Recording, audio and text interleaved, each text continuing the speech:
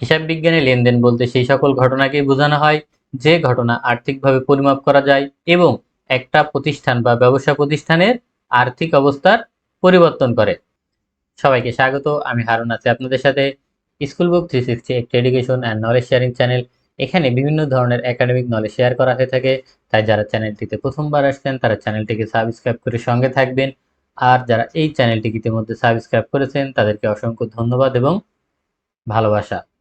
আজকে আমরা হিসাব বিজ্ঞানে লেনদেন নিয়ে আলোচনা করব, যেখানে লেনদেন শব্দের অর্থ কি, লেনদেন কাকে বলে, লেনদেন কখন হয় এবং কোন ঘটনাকে হিসাব বিজ্ঞানে লেনদেন বলা হয় না সেটা নিয়েও আমরা বিস্তারিত আলোচনা করব। চলুন শুরু করি। শুরুতে আমরা দেখে নিব যে লেনদেন বা ট্রানজ্যাকশনের কি কি নিয়ে আজকে আলোচনা করা হবে।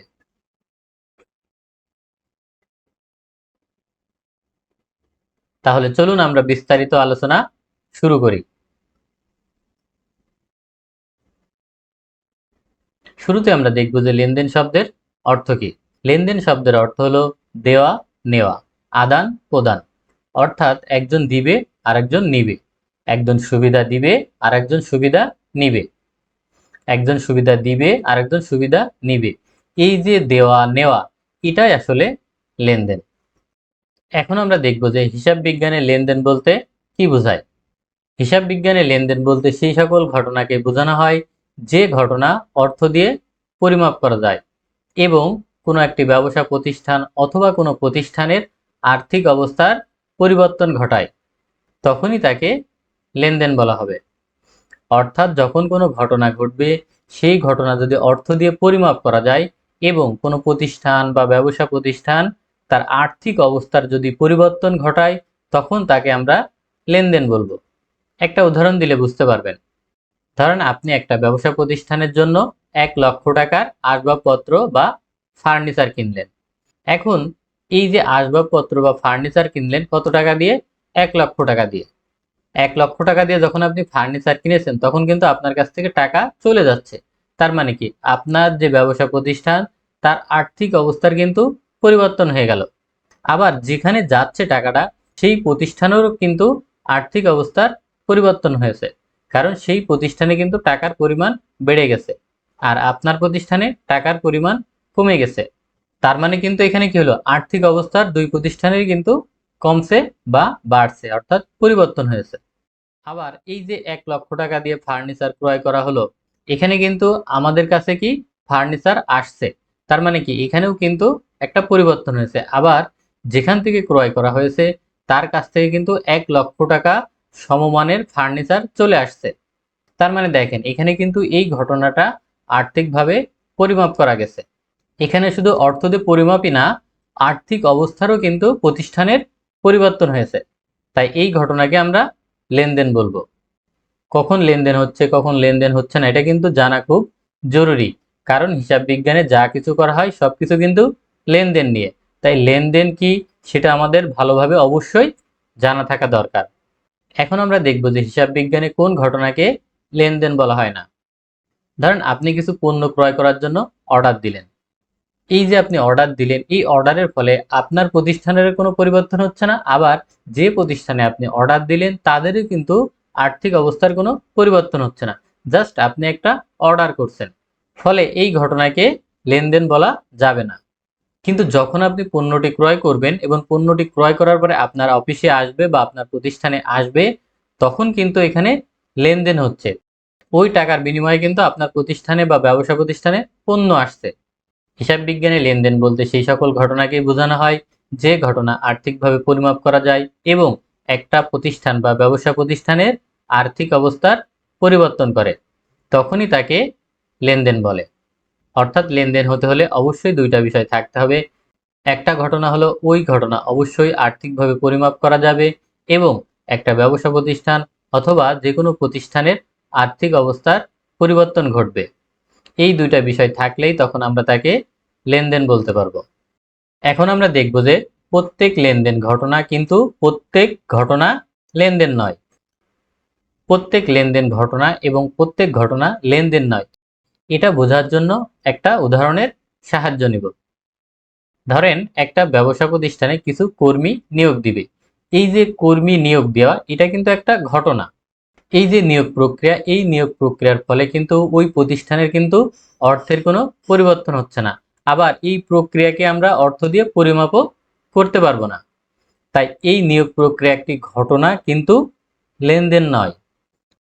কিন্তু দেখেন, এই কর্মী যখন জয়েন করবে, জয়েন করার পরে যখন সে কাজ শুরু করবে, কাজ শুরু করার পরে তার কাজের বিনিময়ে কিন্তু বেতন ভাতা দেওয়া হবে। যখন তাকে বেতন ভাতা দেওয়া হবে, তখন কিন্তু কি হচ্ছে, আর্থিক অবস্থার পরিবর্তন হচ্ছে, অর্থাৎ প্রতিষ্ঠানের আর্থিক অবস্থার পরিবর্তন হচ্ছে। তখন এই ঘটনাকে আমরা লেনদেন বলতে পারবো। আরেকটা ঘটনা বলি, যেটা আমরা ইতিমধ্যে উদাহরণ দিয়েছি, যে আপনি যে পণ্য ক্রয় করার জন্য অর্ডার করলেন, এই অর্ডার কিন্তু একটা ঘটনা, কিন্তু এই ঘটনায় অর্থের কোনো পরিবর্তন হচ্ছে না, আবার আপনার ব্যবসা প্রতিষ্ঠানেরও কিন্তু কোনো পরিবর্তন হচ্ছে না। তাই এই ঘটনাকে আমরা লেনদেন বলতে পারবো না। কিন্তু যখন আপনি পণ্য ক্রয় করে আপনার প্রতিষ্ঠানে নিয়ে আসবেন, তখন কিন্তু কি হচ্ছে, টাকার বিনিময়ে আপনি পণ্য ক্রয় করছেন। অর্থাৎ আপনি টাকার বিনিময়ে কিন্তু পণ্য ক্রয় করলেন, তার মানে আপনার প্রতিষ্ঠান থেকে টাকা চলে যাচ্ছে। আর টাকা চলে গেলে কি, আপনার আর্থিক অবস্থার কিন্তু পরিবর্তন হচ্ছে। আবার কি হচ্ছে, যে আপনার কাছে পণ্য আসছে, এই পণ্য আসলেও কিন্তু এর একটা মূল্য আছে, তার মানে সেখানেও আপনার কিন্তু আর্থিক অবস্থার পরিবর্তন হচ্ছে। অন্যদিকে যে প্রতিষ্ঠান থেকে আপনি ক্রয় করলেন, সেই প্রতিষ্ঠানে কিন্তু টাকা গেছে, তার মানে সেখানেও কিন্তু আর্থিক অবস্থার পরিবর্তন হচ্ছে। কি হয়েছে, এটা তার প্রতিষ্ঠানে টাকা বেড়ে গেছে, আর টাকা বেড়ে যাওয়া মানে তো অবশ্যই তার প্রতিষ্ঠানের আর্থিক অবস্থার পরিবর্তন হয়েছে। তার মানে যে প্রতিষ্ঠান থেকে ক্রয় করা হলো, সেই প্রতিষ্ঠানেরও কিন্তু আর্থিক অবস্থার পরিবর্তন হয়েছে। এই যে আমরা পণ্য ক্রয় করলাম, এটা কিন্তু একটা ঘটনা, আর এই ঘটনা কিন্তু একটা লেনদেনও। তাই সকল লেনদেন ঘটনা। অন্যদিকে যে আমরা পণ্য অর্ডার করলাম, এই পণ্য অর্ডারটাও কিন্তু একটা ঘটনা, কিন্তু এখানে কোনো লেনদেন হয় নাই, কিন্তু এখানে কোনো লেনদেন হয় নাই। তাই এই পণ্য অর্ডারকে আমরা লেনদেন বলতে পারবো না। তাই এখানে বলা হচ্ছে যে সকল ঘটনা লেনদেন নয়। আমরা যদি এখন নিয়োগ প্রক্রিয়ার উদাহরণে যাই, সেখানেও দেখব যে নিয়োগ প্রক্রিয়া কিন্তু একটা ঘটনা, কিন্তু এখানে অর্থের কোনো পরিবর্তন হয় নাই, যার ফলে এখানে এই ঘটনাকেও আমরা লেনদেন বলছি না। তার মানে সকল ঘটনা লেনদেন নয়। তাহলে নিশ্চয় আপনারা বুঝতে পারছেন যে সকল ঘটনা কিন্তু আসলে লেনদেন নয়, কিন্তু সকল লেনদেন কিন্তু অবশ্যই ঘটনা। এসএসসির বইয়ে উদাহরণ দেওয়া আছে যে একটা প্রতিষ্ঠানের একজন কর্মী মারা গেল। এখন এই যে কর্মী মারা গেছে, এটা কিন্তু একটা ঘটনা। এই যে একজন কর্মী মারা গেল, এটা কিন্তু কোনোভাবেই আর্থিকভাবে পরিমাপ করা যায় না। কারণ একজনের জীবন, মরণ, জন্ম, এটা আসলে কোনোভাবেই আর্থিকভাবে কেউ পরিমাপ করতে পারে না। তাই এই যে একজন কর্মী মারা গেল, এই কর্মী মারা যাওয়াটা কিন্তু ওই প্রতিষ্ঠানের জন্য একটা ঘটনা, কিন্তু লেনদেন নয়। আশা করি আপনারা বুঝতে পারছেন যে হিসাব বিজ্ঞানে কোন ঘটনাকে লেনদেন বলা হয় এবং কোন ঘটনাকে লেনদেন বলা হয় না। তাই শেষে যদি সামারি করি যে হিসাব বিজ্ঞানে লেনদেন কাকে বলে। হিসাব বিজ্ঞানে লেনদেন বলতে সেই সকল ঘটনাকে বোঝানো হয় যে ঘটনা আর্থিকভাবে পরিমাপ করা যায় এবং কোনো ব্যবসা প্রতিষ্ঠান অথবা প্রতিষ্ঠানের আর্থিক অবস্থার পরিবর্তন ঘটায়। তার মানে হলো, যে কোনো ঘটনা যদি অর্থ দিয়ে পরিমাপ করা যায় এবং ওই ঘটনার ফলে যদি ওই প্রতিষ্ঠানের কোনো আর্থিক অবস্থার পরিবর্তন হয়, তখন তাকে আমরা লেনদেন বলবো। অর্থাৎ ওই ঘটনাকে তখন আমরা লেনদেন বলবো। তার মানে একটা লেনদেনের মধ্যে তিনটা জিনিস অবশ্যই থাকতে হয়। একটা হচ্ছে ঘটনা, আরেকটা হচ্ছে অর্থ দিয়ে সেটা পরিমাপ করা, আরেকটা হচ্ছে কোনো প্রতিষ্ঠানের আর্থিক অবস্থার পরিবর্তন হওয়া। এখন আমরা দেখব যে আসলে লেনদেনের প্রকৃতি বা বৈশিষ্ট্য কি। লেনদেনের কিছু প্রকৃতি বা বৈশিষ্ট্য আছে, যেগুলো থাকলে সেই ঘটনাকে আমরা লেনদেন বলতে পারবো। সংক্ষেপে এটা আমরা বর্ণনা করব। দেখেন, প্রথমেই দেয়া আছে যে একটা লেনদেন করতে হলে তার আর্থিকভাবে পরিমাপযোগ্য হইতে হবে, যেটা আমরা সংজ্ঞায় আলোচনা করছি, তাই এটা নিয়ে আর আলোচনা করব না। দ্বিতীয় পয়েন্টটা হচ্ছে আর্থিক অবস্থার পরিবর্তন, এটাও আমরা সংজ্ঞা দেওয়ার সময় আলোচনা করছি, তাই এটা নিয়েও আলোচনা করব না। তৃতীয় পয়েন্ট দেওয়া আছে দ্বৈত সত্তা, যে কোনো লেনদেনে কমপক্ষে দুইটা আইটেম বা সত্তা থাকতে হবে, তখনই সেটা লেনদেন হবে। উদাহরণ দিলে বুঝতে পারবেন। আমি তো পণ্য ক্রয়ের উদাহরণ দিয়েছিলাম, এখানে কিন্তু দুইটা জিনিস ছিল। একটা ছিল কি, পণ্য, একটা ছিল পণ্য, আর একটা ছিল এই যে পণ্য ক্রয় করছেন কি দিয়ে, টাকা দিয়ে। অর্থাৎ টাকা একটা আইটেম, পণ্য আর একটা আইটেম। দেখেন এখানে কিন্তু দুইটা জিনিস, দুইটাই কিন্তু আলাদা আলাদা জিনিস, দুইটাই কিন্তু আলাদা জিনিস, একটা টাকা আর একটা পণ্য। অর্থাৎ দুইটা সত্তা কিন্তু আলাদা আলাদা। এরপরে আছে স্বয়ংসম্পূর্ণ বা স্বতন্ত্র। এখানে স্বয়ংসম্পূর্ণ এবং স্বতন্ত্র বলতে কি বোঝানো হচ্ছে? স্বয়ংসম্পূর্ণ এবং স্বতন্ত্র বলতে বোঝানো হচ্ছে, যদি আমরা ওই পণ্য ক্রয়ের উদাহরণের মধ্যে থাকি, দেখেন এখানে কি আছে? পণ্য। পণ্য হচ্ছে আপনার ব্যবসার মূল জিনিস, যেটা নিয়ে আপনি ব্যবসা করেন। পণ্য হচ্ছে আপনার ব্যবসার মূল জিনিস, যেটা আসলে সম্পূর্ণ ভিন্ন একটা জিনিস এবং তার নিজস্ব বৈশিষ্ট্য আছে যে এটা একটা ব্যবসায়িক পণ্য। অন্যদিকে টাকা কিন্তু তার আলাদা বৈশিষ্ট্য। টাকা দিয়ে আপনি যে কোনো কিছু কিনতে পাচ্ছেন, শুধু ওই পণ্য না, অন্য পণ্য কিনতে পাচ্ছেন। তার মানে কিন্তু কি, দেখেন দুইটা দুই জিনিস, তার মানে দুইটা দুই জিনিস এবং দুইটারই নিজস্বতা আছে, এবং দুইটারই নিজস্বতা আছে। এই যে দুইটারই নিজস্বতা বা স্বতন্ত্র, এইটাই আসলে বোঝানো হচ্ছে যে স্বয়ংসম্পূর্ণ বা স্বতন্ত্রতা। অন্যদিকে আছে কি, দৃশ্যমানতা, অর্থাৎ যে কোনো ঘটনা ঘটলে সেটা অবশ্যই দৃশ্যমান জিনিস থাকতে হবে। এখানে দৃশ্যমান বলতে কি বোঝানো হচ্ছে, এই যে আমরা পণ্য ক্রয় করলাম, পণ্য ক্রয় করার ফলে কি আমার কাছে পণ্য আসছে, তার মানে দৃশ্যমান কিছু বস্তু আমার কাছে আসছে। আবার কি হয়েছে, যে আমার কাছ থেকে টাকা চলে গেছে, তার মানে কি আমার কাছ থেকে টাকা চলে গেছে, তাহলে টাকাও কিন্তু একটা দৃশ্যমান বস্তু। তবে এটা মনে রাখবেন, ব্যাংকের মাধ্যমে টাকা দিচ্ছেন, হয়তো আপনি চোখে দেখছেন না, কিন্তু ওইটাও কিন্তু টাকার সমান বা দৃশ্যমান বস্তু হিসেবে ধরা হবে, যে আপনি টাকার বিনিময়ে পণ্য ক্রয় করলেন। তার মানে এই যে দৃশ্যমানতা থাকলো, একটা আউটলুক থাকলো, আমাদের একটা ওভারভিউ বা আউটলুক এখানে কিন্তু পাওয়া গেছে যে একটা পণ্য ক্রয় বিক্রয় হয়েছে। তার মানে কি, এটা একটা দৃশ্যমান ঘটনা। অন্যদিকে বলা হচ্ছে যে ঐতিহাসিক ঘটনা, অর্থাৎ কিছু কিছু লেনদেন আছে যেটা অতীতে ঘটছে, এখনো তার প্রভাব চলমান আছে, সেটাকেই বলা হচ্ছে ঐতিহাসিক ঘটনা। উদাহরণ দিলে ক্লিয়ার হবে। ধরেন আপনি 1 সপ্তাহ আগে বাকিতে পণ্য ক্রয় করছেন, কিন্তু টাকা এখনো দেন নাই। তাহলে দেখেন আপনি ক্রয় করছেন কখন? 1 সপ্তাহ আগে। তাহলে আজকের জন্য কিন্তু 1 সপ্তাহটা ঐতিহাসিক হয়ে যাচ্ছে, অর্থাৎ পূর্বে হয়ে যাচ্ছে। ঐতিহাসিক বলতে বোঝাচ্ছে এখানে অতীত। অতীতে লেনদেন করছেন, কিন্তু এখনো তার প্রভাব রয়েছে। কি প্রভাব রয়েছে?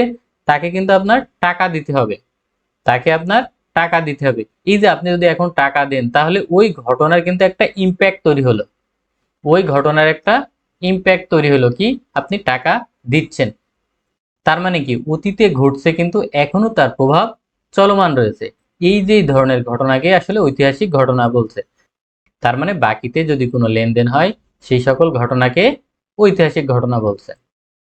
আরেকটা বলা হচ্ছে যে যে কোনো লেনদেন অবশ্যই হিসাব সমীকরণের প্রভাব থাকবে, যে কোনো লেনদেনে হিসাব সমীকরণে প্রভাব থাকবে। অর্থাৎ হিসাব সমীকরণে এখানে কি বলা আছে, যে অর্থাৎ হিসাব সমীকরণ মানে হচ্ছে যে অ্যাসেট সমান সমান লায়াবিলিটি প্লাস ওনার্স ইকুইটি, অর্থাৎ সম্পদ সমান সমান দায় প্লাস মালিকানা সত্ত্ব। এই তিনটা যে কোনো একটা এই লেনদেনে থাকতেই হবে। অর্থাৎ যে কোনো লেনদেন হতে হলে এই যে এখানে তিনটা আইটেম দেওয়া আছে, এই তিনটা আইটেমের মধ্যে যে কোনো একটা হতেই হবে। আমরা যদি পণ্য ক্রয়ের উদাহরণের মধ্যে থাকি, এই যে আমি পণ্য ক্রয় করলাম, এই পণ্য কিন্তু আমার সম্পদ, কারণ পণ্য হচ্ছে ব্যবসায়ের মূল জিনিস, আর আপনি যেটা নিয়ে ব্যবসা করেন সেটা আসলে পণ্য, এবং পণ্য কিন্তু সম্পদ। তাই এই সমীকরণে যদি আমরা মিলাই, দেখেন এই পণ্য কিন্তু অ্যাসেট বা সম্পদ, তার মানে কি আমার এই সমীকরণে কিন্তু ইম্প্যাক্ট ফেলতেছে, অর্থাৎ এই সমীকরণের যে কোনো একটাতে ম্যাচ করছে। অন্যদিকে আমি কিন্তু পণ্য ক্রয় করছি কি, টাকা দিয়ে। আমি পণ্য ক্রয় করছি কি, টাকা দিয়ে। এই টাকা কিন্তু সম্পদ, টাকা সম্পদ, টাকা আমার কাছ থেকে চলে গেছে, টাকা আমার কাছ থেকে চলে গেছে, অর্থাৎ সম্পদ কমে গেছে। তার মানে কি আমার এখানেও কিন্তু ইম্প্যাক্ট ফেলতেছে, এই অ্যাসেটে ইম্প্যাক্ট ফেলতেছে। এই সমীকরণে, এই সমীকরণের সাথে ম্যাচ হলো, কিন্তু ইকুয়াল হলো কিভাবে? ইকুয়াল হলো, দেখেন ধরেন আমি যদি উদাহরণ দিই যে আপনি 50,000 টাকা দিয়ে একটি ল্যাপটপ ক্রয় করছেন, তাহলে আপনার কাছ থেকে কত টাকা গেছে? 50,000 টাকা গেছে, আর আসছে কত? 50,000 টাকা দামের একটি ল্যাপটপ। তাহলে 50,000 যদি আপনি ল্যাপটপ যোগ করেন, তার সাথে যদি 50,000 টাকা চলে গেছে এটা মাইনাস করেন, তাহলে কি হবে? জিরো আসবে। তার মানে দেখেন দুই পাশের রেজাল্টের আউটপুট আমরা যদি নিট আউটপুট ধরি, তার মানে কিন্তু আসলে জিরো হচ্ছে। নিট আউটপুট তাহলে আমার জিরো হচ্ছে। এখানে লায়াবিলিটি কি, আমার কিন্তু কোনো লায়াবিলিটি নাই, তাই জিরো। এখানে মালিকানা সত্ত্ব কি, আমার জিরো। তার মানে কি, দেখেন এখানেও কিন্তু আমার সমীকরণও শুদ্ধতা যাচাই হচ্ছে। তাই যে কোনো লেনদেনে যে আপনার লেনদেন হবে, সেই লেনদেনের ইম্প্যাক্ট অবশ্যই এই সমীকরণের সাথে ম্যাচ করবে। আশা করি আপনারা বুঝতে পারছেন যে লেনদেন কাকে বলে, লেনদেন শব্দের অর্থ কি, কখন লেনদেন হয় এবং কখন লেনদেন হয় না, এবং লেনদেন হতে হলে কি কি বৈশিষ্ট্য থাকা লাগে সেগুলো আপনারা বুঝতে পারছেন। আজকের মতো এখানে শেষ করছি, তবে যাচ্ছি কিন্তু যাচ্ছি না, আবার আপনাদের সাথে দেখা হবে। চ্যানেলটি সাবস্ক্রাইব করতে কিন্তু ভুলে যেন না।